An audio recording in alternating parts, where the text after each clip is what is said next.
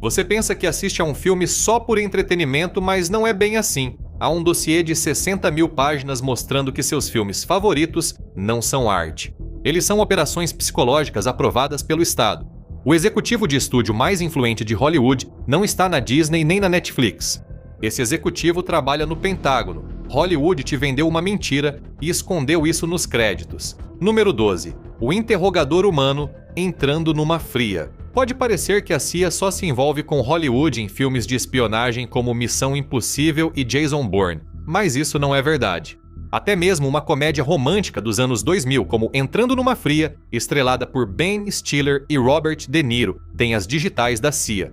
E para quem não viu o filme, o personagem de Ben Stiller conhece os pais de sua namorada de longa data pela primeira vez, apenas para descobrir que o pai dela e seu possível futuro sogro é um ex-agente da CIA. Em Hollywood, a autenticidade é moeda. Quanto mais real um filme parece, mais o público compra a história. E quanto mais crível a história parece, mais lucrativo o filme se torna. E é aí que Chase Brandon entra. Ele é uma das figuras mais importantes nas ligações obscuras entre a CIA e Hollywood. Tão estranho e interessante que quase se imagina um filme sobre ele. Veterano da CIA há 35 anos atuando disfarçado como um dos principais agentes do serviço clandestino. Sobre seu papel, não é carreira nem emprego, é um estilo de vida. Ele afirma ter visto provas definitivas de alienígenas nos arquivos confidenciais do incidente de Roswell em 1947. Depois, escreveu o thriller de conspiração The Cryptos Conundrum e tem uma ligação inesperada com Hollywood.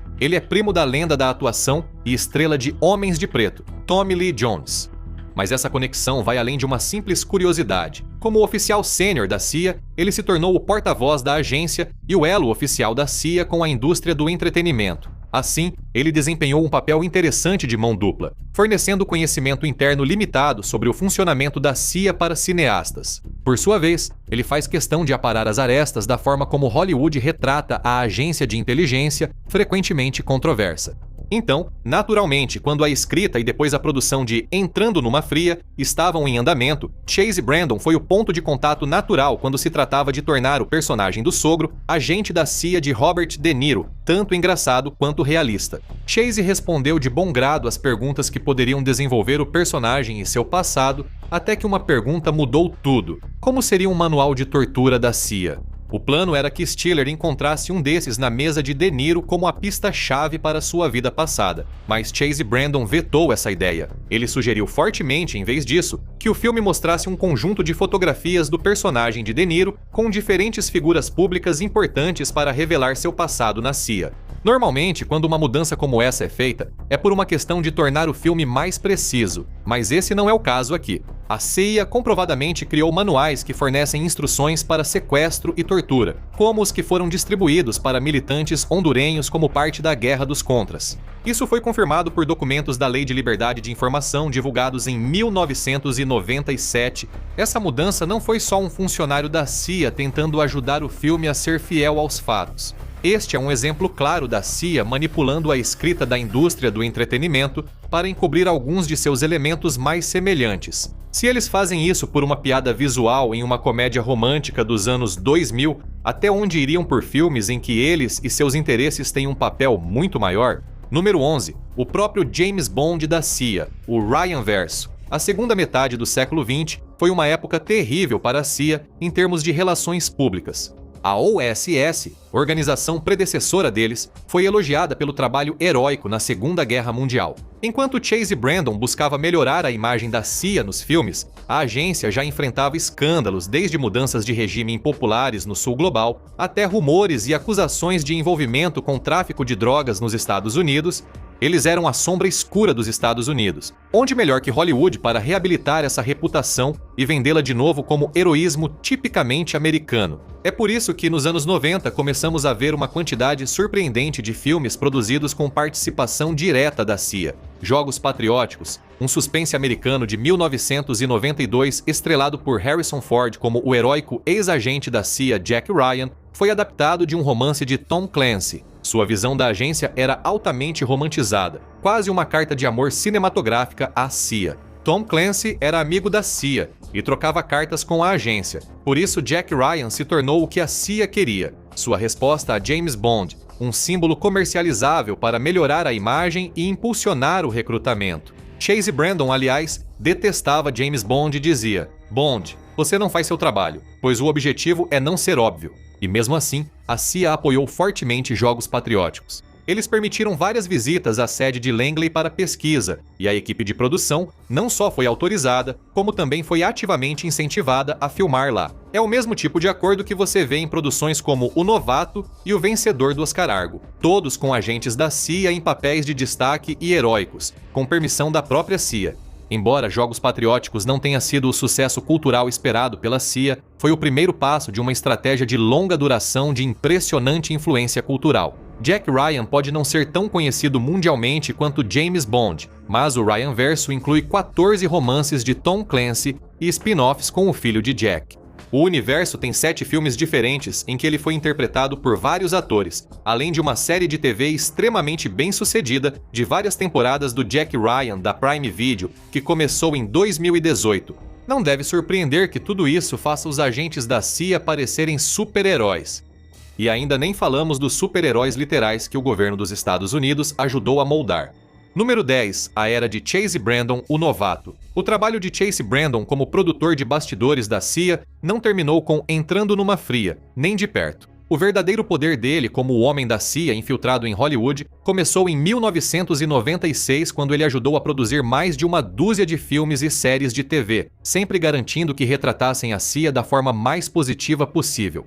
Para o roteirista comum que vivia de bico, ele podia parecer um contato dos sonhos. Ele afirmava ter uma vasta experiência em missões no exterior envolvendo terrorismo internacional, contra-insurgência, tráfico global de narcóticos e contrabando de armas. Agora, esse é o tipo de coisa de que os filmes de ação são feitos, desde que você esteja disposto a continuar seguindo as regras. Ao analisar a trajetória de Brandon, alguns sugerem que seu suposto trabalho secreto pode ter ocorrido junto às operações mais polêmicas da CIA na América do Sul dos anos 1970, as mesmas operações que ele tentaria apagar silenciosamente das histórias de Hollywood por anos. O próprio Brandon afirma ter sido consultor técnico em várias produções de Hollywood, incluindo O Novato, Inimigo do Estado, Missão Impossível 3, A Identidade Bourne e, claro, Entrando numa Fria, assim como sua sequência, cujo nome não podemos realmente dizer no YouTube.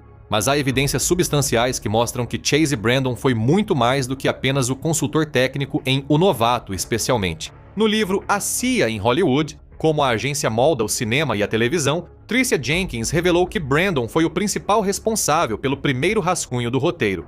O suposto roteirista principal, Roger Town, era basicamente um fantoche e contribuiu muito pouco. Em mensagens vazadas durante a escrita, Brandon disse: "Ok, Raj, é sua vez de mandar ver com o discurso de Medford. Vou até te dar a oportunidade de descrevê-lo. Aliás, está claro que existe algum tipo de acordo contínuo aqui."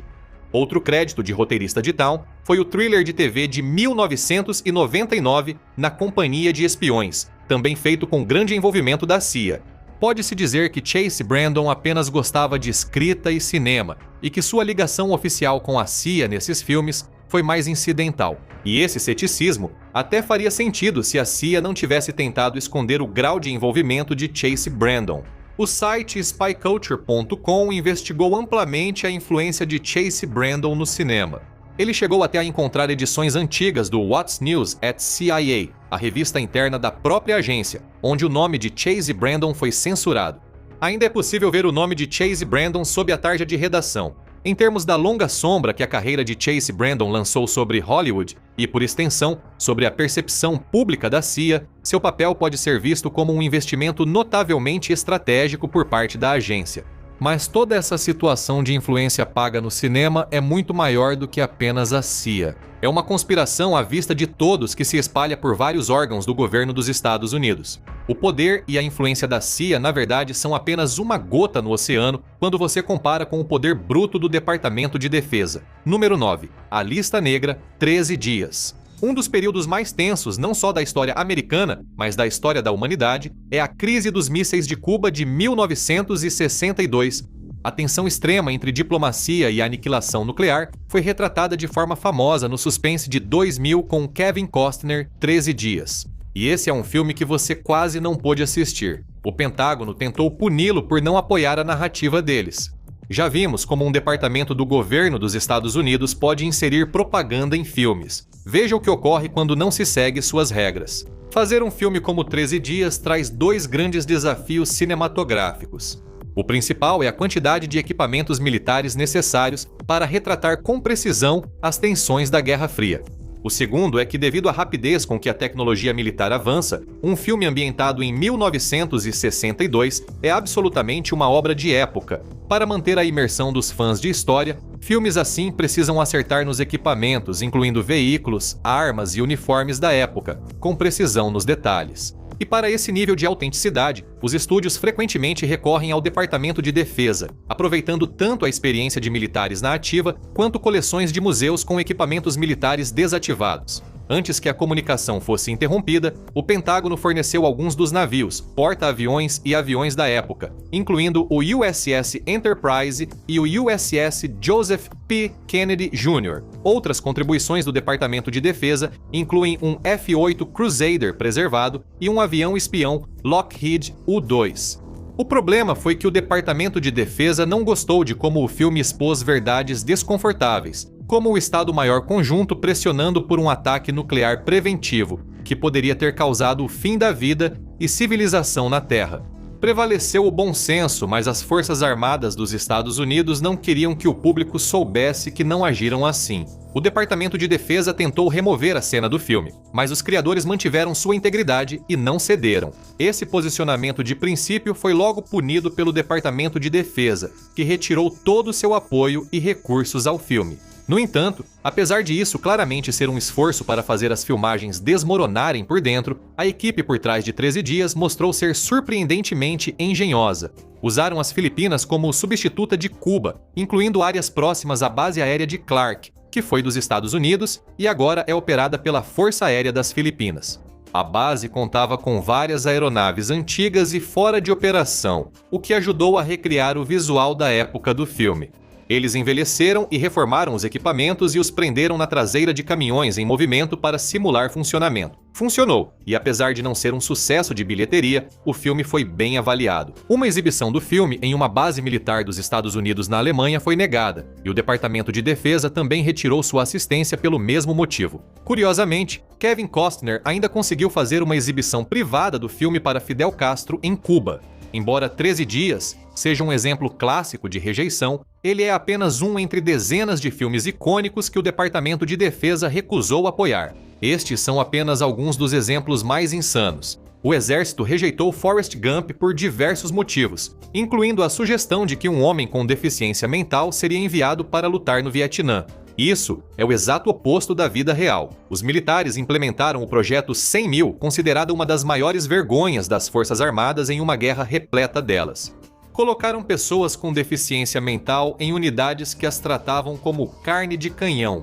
Ainda sobre o Vietnã, recusaram trabalhar em Platoon de Oliver Stone por mostrar crimes de guerra dos Estados Unidos e casos comprovados de fragging, ataques de soldados americanos contra seus próprios oficiais. Um oficial e um cavalheiro foi barrado pela Marinha dos Estados Unidos devido à sua imagem negativa. A produção causou tanta preocupação que, ao receber apoio da Marinha canadense, oficiais da Marinha dos Estados Unidos teriam ligado pedindo que desistissem também. Os militares abandonaram Duro de Matar 2 porque o passado do vilão, parecido com o Noriega, lembrava demais o fiasco Irã-Contras. Independence Day e Marte Ataca perderam apoio por não retratarem as Forças Armadas dos Estados Unidos como suficientemente fortes contra alienígenas avançados. E eles também recusaram apoiar Comando para Matar, o filme de ação de Arnold Schwarzenegger, um dos mais exagerados do gênero. A preocupação era que o passado de John Matrix, ex-operativo das Forças Especiais dos Estados Unidos, permitia muita interpretação sobre as possíveis atividades de sua unidade antes dos eventos do filme. Como resultado, o motivo oficial dado para a rejeição foi que o filme, abre aspas, sugeria que o exército dos Estados Unidos tem ou teve uma unidade especial treinada unicamente para cometer assassinatos e pilhagens. Isso pode levar você a questionar: qual o real retorno sobre o investimento das Forças Armadas ao realizar essas ações? Bem, a CIA e o Departamento de Defesa se empenham em influenciar ou boicotar filmes que não colaboram. Como eles realmente se beneficiam quando tudo sai como planejado?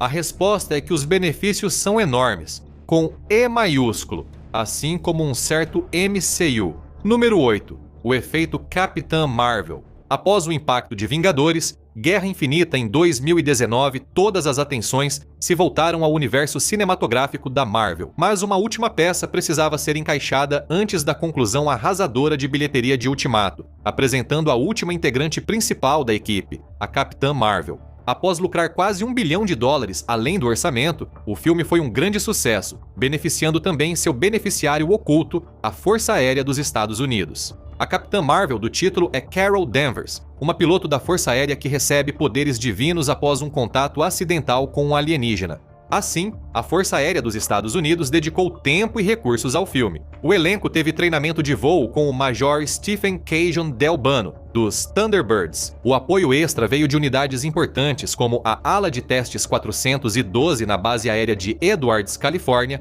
e a Ala de Caça 144 na base da Guarda Aérea Nacional de Fresno. Outras bases e esquadrões também ajudaram na produção do filme, e o acordo foi benéfico para ambos. Brie Larson, intérprete da Capitã Marvel, fez turnê promocional na base aérea de Nellis e participou de ações em canais oficiais nas redes sociais. Nos Estados Unidos, anúncios de recrutamento da Força Aérea foram exibidos nos cinemas antes do filme, ao longo de sua carreira bilionária nos cinemas. Agora temos dados concretos mostrando que essa estratégia funcionou muito bem para a Força Aérea, que teve o maior aumento de candidatas mulheres em 5 anos. A Disney saiu ganhando muito para o Departamento de Defesa nessa. Mas, e se eu te dissesse que a ligação da empresa com as forças oficiais do governo dos Estados Unidos já existe há décadas? Na verdade, o primeiro membro de destaque da Disney a se envolver com o governo dos Estados Unidos foi o próprio Walt Disney. Número 7. Agente especial Walt Disney.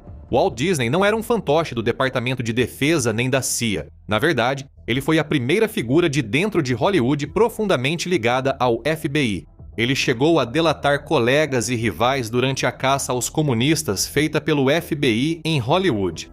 O arquivo oficial do FBI sobre Disney, obtido via Lei de Liberdade de Informação, afirma: devido à posição de Disney como principal produtor de animação e seu destaque e ampla rede de contatos na indústria cinematográfica, acredita-se que ele possa ser de grande ajuda para este escritório e, portanto, é minha recomendação que ele seja aprovado como um contato do agente especial encarregado. Ele foi recrutado pela primeira vez em 1940 e, mais tarde, receberia o título cerimonial de Contato do Agente Especial Encarregado em 1954. Em troca de informações privilegiadas de Hollywood, cobertura positiva em seus filmes e acesso livre à Disneylândia sempre que quisessem, o que realmente era um dos benefícios, Disney recebeu acesso e o direito de filmar na sede do FBI. A conexão não foi realmente uma surpresa, já que Disney enviou uma espécie de carta de fã para o FBI já em 1936. Esse fanatismo mútuo parecia ser recíproco. Existe uma foto extremamente assustadora do diretor do FBI, J. Edgar Hoover, em uma festa de Ano Novo em 1937, onde ele está usando uma máscara de papelão do Mickey Mouse. Se isso já era extremo, a situação piorou 4 anos depois, na greve dos animadores em 1941. Após a Disney demitir funcionários ligados à sindicalização, o diretor do FBI, J. Edgar Hoover, teria dado apoio que, segundo críticos, pressionou e intimidou o movimento. O objetivo era destruir o movimento e fazer os funcionários da Disney voltarem ao trabalho. Claro, as agências governamentais são extremamente exigentes em relação à forma como gostam de ser retratadas na mídia, e até mesmo Disney cometeu um deslize. O FBI não gostou do tom humorístico com que foi retratado em O Piloto da Lua e Aquele Maldito Gato, da Disney, e passou a vigiar Disney mais de perto depois disso. Ainda assim, ele seguiu as regras de bom grado até sua morte em 1966. Se esse era o grau de influência do governo na era de ouro da animação, surge uma questão mais ampla sobre o controle criativo na era atual do realismo sombrio pós-11 de setembro. E em nenhum lugar esse debate é mais intenso do que em filmes que tratam da morte de Osama Bin Laden, um dos eventos do mundo real mais importantes já dramatizados no cinema moderno. Número 6. O suborno de A Hora Mais Escura. A Hora Mais Escura, thriller político de 2012, é um filme controverso, para dizer o mínimo. O sucesso de bilheteria sobre a caçada a Bin Laden foi criticado por usar áudios reais de vítimas do 11 de setembro. Diziam que sua narrativa apoiava a tortura como técnica para obter informações de detentos. Mas, acima de tudo, havia acordos sinistros e possivelmente ilegais, feitos secretamente com membros da CIA para obter informações privilegiadas. O roteirista Mark Boal e a diretora Catherine Bigelow chegaram a bancar jantares e bebidas para os agentes de quem queriam informações. Eles os bajularam com refeições sofisticadas e bebidas caras para que se sentissem à vontade para contar todos os detalhes. Você pensaria que o resultado disso seria uma exposição completa, mostrando todos os defeitos que a CIA não gostaria que o público em geral visse. No entanto, não foi isso que aconteceu. Uma ação judicial com base na Lei de Liberdade de Informação mostrou que a CIA e o Departamento de Justiça avaliaram se cineastas ultrapassaram limites legais ou éticos ao contatar autoridades federais. Uma investigação interna teria sido aberta. No final, nenhuma acusação foi feita contra a equipe de A Hora Mais Escura, porque o filme fez exatamente o que eles queriam que ele fizesse. Lembre-se, uma das outras principais críticas ao filme foi o fato de que ele legitimou técnicas de tortura na caçada a Bin Laden. Bem, quem você acha que estava usando essas técnicas? Isso mesmo, a CIA.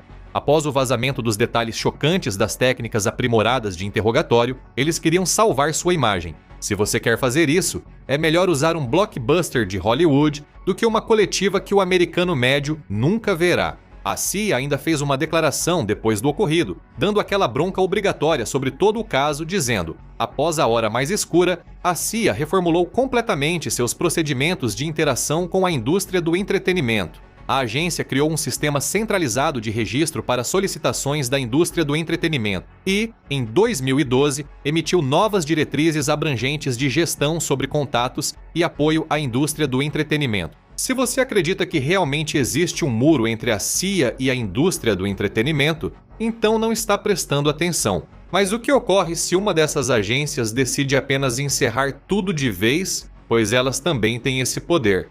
Número 5. Os projetos fantasmas, contramedidas. Você se lembra do suspense militar dos meados dos anos 90 chamado Contramedidas, estrelado por Geena Davis? Não? Você não se lembra porque, por causa do Departamento de Defesa, ele nunca foi feito. Não deve surpreender que pedir ajuda ao Departamento de Defesa para fazer um filme envolva muita burocracia. Eles vão solicitar uma cópia completa do roteiro de filmagem, caso não tenham participado do projeto desde antes do roteiro ser escrito. Cineastas sempre recebem memorandos detalhados deles, com todas as mudanças pedidas ou razões para rejeição total. E quando se tratou de contramedidas, que deveria se passar no ambiente geral da Marinha dos Estados Unidos, eles tinham uma quantidade insana de observações. Eles odiaram o fato de um acidente nuclear sob a responsabilidade da Marinha ser um ponto central da trama, preocupados que isso os fizesse parecer incompetentes. Eles também desaprovaram os personagens recrutas da Marinha, considerados sexistas e mulherengos, especialmente porque a Marinha estava envolvida em um escândalo de assédio após pilotos bêbados cometerem atos atrozes contra 83 mulheres e 7 homens em um hotel de Las Vegas. Foi um incidente tão infame que ficou conhecido como o escândalo Tailhook. Mas o golpe final para Countermeasures foi a trama conspiratória que o protagonista estava desvendando. Era estranhamente semelhante ao caso Irã-Contras. Um representante da Marinha observou: não há motivo para denegrirmos a Casa Branca ou relembrarmos o público do caso Irã-Contras.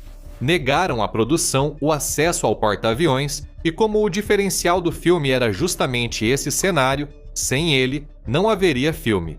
Ações parecidas foram usadas para impedir o filme de 1993 Campos de Fogo, escrito por e baseado nas experiências de um veterano real da Guerra do Vietnã. Como o exército dos Estados Unidos cometeu vários crimes de guerra no Vietnã, soldados americanos foram retratados realizando ações monstruosas reais. A produção pediu ajuda às Forças Armadas dos Estados Unidos, mas o pedido foi negado. Segundo eles, esse tipo de crime realmente ocorreu conforme registros. Ao apoiar oficialmente o filme, os fuzileiros navais e o Departamento de Defesa estariam aceitando essas ações como parte do combate. Por isso, o filme não aconteceu. Cancelar um filme que não teria ajudado você é um método barato e fácil de controle de danos do Departamento de Defesa. Mas qual filme realmente provou que financiar um blockbuster pode mudar tudo? Número 4. O pecado original. Top Gun. Top Gun foi o filme de maior bilheteria de 1986, que foi um ano cinematográfico bastante competitivo. A Marinha não conseguiria uma propaganda de alto orçamento melhor sobre como é ser um de seus pilotos, mesmo tentando. O filme vendeu tudo: as habilidades, a emoção, a tecnologia, os laços e amizades formados entre os aviadores. E isso não foi nenhuma surpresa. A Marinha esteve intimamente envolvida, fornecendo equipamentos e conhecimento especializado, tornando o primeiro filme uma imersão em um mundo normalmente oculto. A Força Aérea chegou a montar mesas de recrutamento do lado de fora de algumas sessões para captar quem saía especialmente empolgado do cinema. Top Gun também contribuiu para o envolvimento do Pentágono em outros filmes. Glenn Roberts, ex-chefe do escritório de ligação de entretenimento do Pentágono, foi inspirado pela primeira vez a seguir carreira militar após assistir Top Gun aos 16 anos. Para as Forças Armadas dos Estados Unidos é realmente um presente que nunca acaba. Mas quanto isso rendeu, afinal? Os rumores de aumento de 500% no recrutamento são exagerados, mas o filme realmente impactou a Marinha, gerando um aumento de 8% nos aspirantes a pilotos alistados. O enorme fandom por Maverick de Tom Cruise gerou uma mudança positiva na visão do público sobre os aviadores da Marinha na época. Os militares ficaram muito satisfeitos com o desempenho do primeiro filme e esperavam repetir o sucesso com Top Gun, Maverick. E eles estão dizendo abertamente aquilo que normalmente não se diz sobre isso. O Major-General Edward Thomas, chefe do Serviço de Recrutamento da Força Aérea, afirmou: "Quando Top Gun foi lançado, Marinha e Força Aérea viram grande aumento no recrutamento. Queremos que as pessoas se empolguem novamente com nosso trabalho e se juntem a nós, animadas com o serviço militar." A influência em um filme literalmente sobre treinamento para ser um piloto de elite da Marinha é óbvia. Mas há muito dinheiro em jogo em uma franquia onde as verdadeiras intenções deles estão, digamos, disfarçadas. Número 3. O suborno de 100 milhões de dólares. As adaptações de Transformers por Michael Bay podem ser controversas para alguns dos fãs originais da franquia, mas são inegavelmente sucessos de bilheteria com um enorme alcance cultural. Isso os torna um palco muito lucrativo para os militares apresentarem seu caso ao povo americano. No primeiro filme, a relação entre a produção e os militares era frágil, e Michael Bay queria ampliar o papel dos militares para tornar o filme menos infantil. No segundo filme, a parceria já era sólida. Membros do Pentágono e da alta cúpula da produção se reuniram antes mesmo de o roteiro ser escrito, com o Pentágono buscando mais participação. Depois do primeiro rascunho, eles pediram reescritas do roteiro, que Bay prontamente atendeu. São mais de 100 milhões de dólares em equipamentos militares alugados para um filme original, provavelmente feito por menos de 200 milhões de dólares. Os militares aceitam de bom grado o prejuízo em produções como essa em troca da liberdade de controlar o roteiro. É um suborno incrível, feito por baixo dos panos, que é completamente e totalmente legal. Embora Maverick e Jack Ryan fossem bons amigos do Departamento de Defesa e da CIA, nada se compara ao aval do Bumblebee e do Optimus Prime. Na era do streaming e do menor interesse nos cinemas, o verdadeiro prêmio é controlar o que aparece na tela pequena, não só os filmes. Número 2. A propaganda da CIA será televisionada. Desde os primeiros dias da HBO, costuma-se dizer que a TV é o novo cinema. Séries de prestígio como Breaking Bad e Game of Thrones mostram que a televisão pode dominar a cultura. E onde quer que exista uma força dominante na cultura, lá está a CIA tentando pegar uma fatia do bolo. E o número de séries de televisão populares com o envolvimento da CIA é sinceramente impressionante. O drama da CIA, a agência, com 2 temporadas, previu de forma assustadora a guerra da CIA com Bin Laden, antes dos ataques de 11 de setembro, projeto de Chase Brandon, criado para tornar o trabalho da agência mais emocionante, atrativo e essencial à segurança do cidadão americano comum. Alias, outro thriller de espionagem da CIA, também tinha claros sinais da atuação de agentes especiais. Foi produzido por J.J. Abrams, que tem um histórico de trabalhar em filmes com assistência da CIA e do Exército, como Armageddon, Para Sempre Jovem e Missão Impossível. Jennifer Garner, estrela do programa, mais tarde foi escolhida pessoalmente por Chase Brandon para estrelar um comercial de recrutamento da CIA. A série de Jonathan Nolan, Pessoa de Interesse, contou com 2 consultores militares de destaque, James D. Deaver e Tony Camarino, sendo este último um interrogador militar profissional. Mas esse nível de envolvimento empalidece em comparação com The Americans, escrito pelo ex-agente da CIA Joe Weisberg, com roteiros revisados por membros ativos da CIA para garantir a precisão. E talvez o mais influenciado pela CIA de todos seja Homeland, a história de um agente da CIA tentando impedir um ataque terrorista em solo americano. Agentes da CIA, atuais e antigos, como Chuck Hogan e John McGaffin, atuaram como consultores de produção. Cenas foram filmadas na sede da CIA em Langley, o que você já sabe que não acontece se eles não aprovarem o conteúdo dos roteiros. O elenco até visitou Langley e fez uma exibição privada da série. O complexo de entretenimento militar é enorme. É maior do que o governo dos Estados Unidos jamais imaginou que poderia ser. E tudo isso é verdade, cuidadosamente documentado em registros oficiais. Número 1. A auditoria de 60 mil páginas, O Estúdio das Sombras. Assistir a este vídeo provavelmente já te deu uma noção da quantidade de filmes e programas de TV que passam pelo processo de aprovação do setor de entretenimento da CIA, mas o número real ainda é chocante. Mais de 2.500, esse é o número de produções sobre as quais CIA e Pentágono têm poder de veto, superando todo o catálogo do Disney+. Ao assistir a um filme ou série, quanto mais realista parecer a representação da CIA ou dos militares, maior a chance de que essa autenticidade tenha sido cuidadosamente planejada. E o que parece realismo pode, às vezes, ser o tipo mais eficaz de influência narrativa. Quer mais algumas informações obscuras de bastidores da CIA? Então confira a verdadeira história por trás da CIA e do crack, ou assista a isso aqui.